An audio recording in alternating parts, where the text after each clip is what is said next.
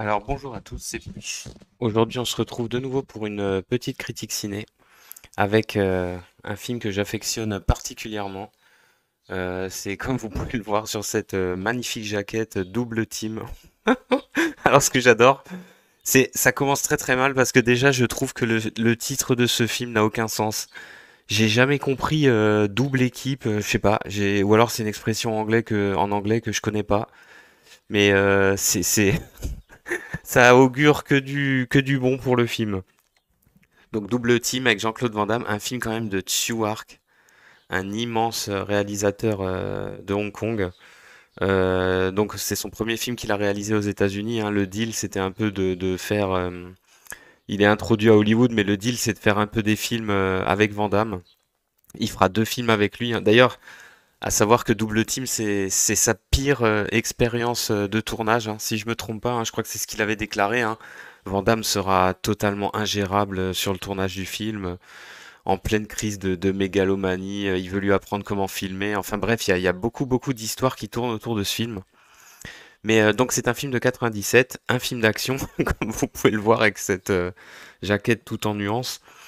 Et c'est un film que j'aime beaucoup parce que c'est un nanar de compète.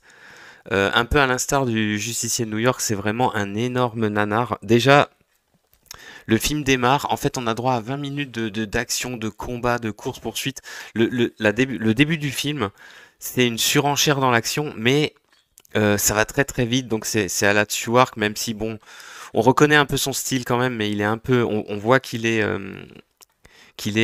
comment dire, un peu comme John Woo, les films qu'il a fait à Hollywood, les premiers, il est un peu sous contrôle, on va dire, il peut pas faire non plus ce qu'il veut.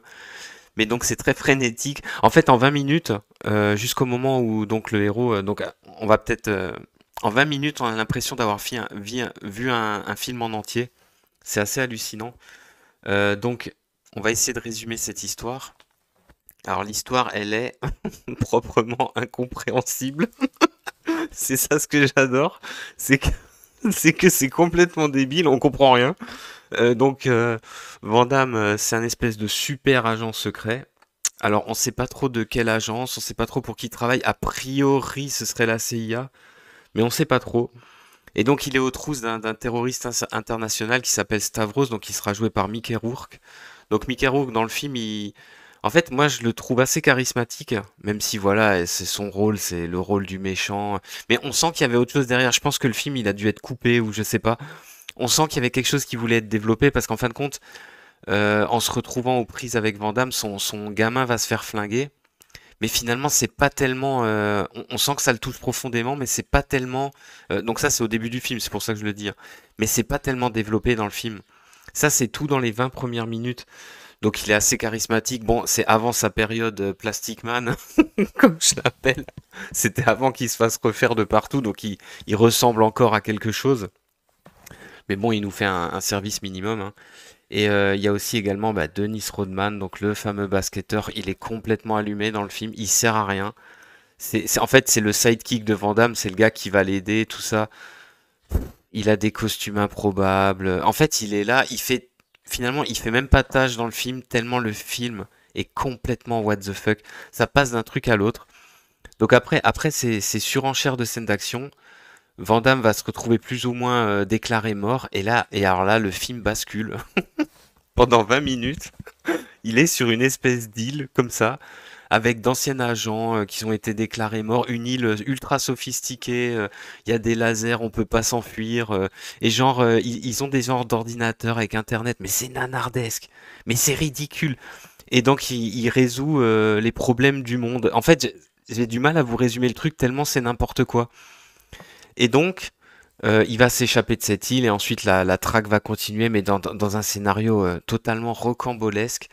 On aura du mal à suivre l'histoire, parce qu'il y aura les gens du sanctuaire qui vont donc l'île, la fameuse île s'appelle le sanctuaire. D'ailleurs, il y aura une séance d'entraînement qui vaut son pesant de cacahuètes, hein, quand il s'entraîne avec la baignoire et tout, c'est... Mais en fait, ce film, il est rempli. Et moi, je trouve qu'il est rempli de plans, de gros plans sur la tête de Van Damme. Il y a aussi plusieurs plans quand il y a des explosions dans le film où il est projeté comme ça, il s'envole. Mais écoutez, franchement, c'est à se pisser dessus. C'est trop drôle. Le film est bourré d'action. Hormis cette séance au sanctuaire, mais qui est très drôle, hein, où il y a un peu moins d'action, on va dire, c'est plus il s'entraîne, il s'évade. C'est une succession de scènes d'action dans différents lieux. Chez lui, on a l'impression que c'est un petit peu, je veux pas dire de conneries, mais on a l'impression qu'il est un peu en Provence. Ensuite, il y aura toute la fin qui se déroule en Italie, dans le Colisée. Alors là aussi, c'est un truc de fou.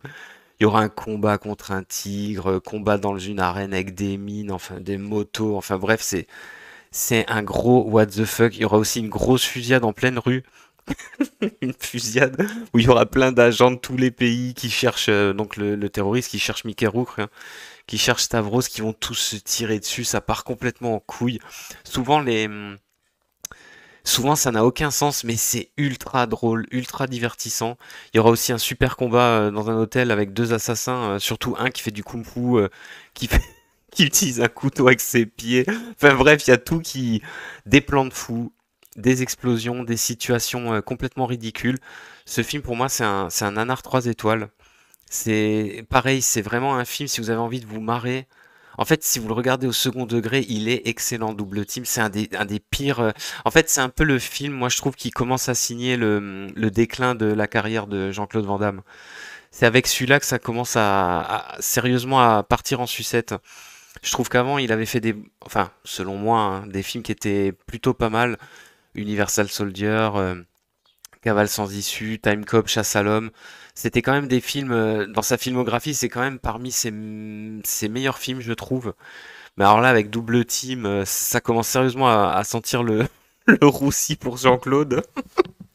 Jean-Claude qui est complètement soit à l'ouest, soit il fait n'importe quoi, il aura des déguisements improbables.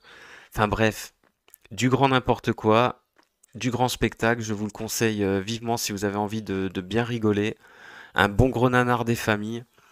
Et je vous dis à plus pour une prochaine critique.